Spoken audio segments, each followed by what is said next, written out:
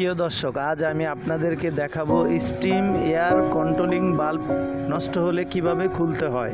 অবশ্যই খুব যত্ন সহকারে খুলবেন। এখন আমাদের বাল্বটা কাজ করতেছে না, এটা আমরা খুলতেছি। প্রথমত 4টা স্টেক বোল্ট ধরাবেন, ধরায় আপনারা স্টেক বোল্টটা রেখে সব খুলে ফেলবেন। আস্তে আস্তে এটা খুলবেন। নাটগুলি খোলা হলে আপনারা হাতে বা চেন কপ্পা ধরে নামাবেন। নামানোর পরে আপনারা দেখবেন কি প্রবলেম হয়েছে। প্রথমত আপনারা ডায়াফ্রামটা চেক দিবেন। এই যে দেখুন আমাদেরটা ছিঁড়ে গিয়েছে, এখন আমরা এটা চেঞ্জ করে নতুন লাগাবো। ডিস্কটা ও খেয়াল করবেন, ডিস্কটা কোনো অংশে কোনো দিক দিয়ে ধারটার আসেনি। তারপরে এই যে আমাদেরটা অনেক ছিঁড়ে গেছে, এখন আমরা নতুনটা লাগাচ্ছি। নতুনটা লাগানোর পরে প্রথমে ওয়াশারটা দিবেন, নাটটা দিবেন। কিন্তু একটা জিনিস মনে রাখবেন, নাটটা টাইট দেওয়ানোর সময় যেহেতু খুবই সীমিত টাইট দেওয়া হয়, আবার অতিরিক্ত বেশিও না কম না। বেশি হলে আপনার নাটটা এই ডায়াফ্রামটা ছিঁড়ে যেতে পারে।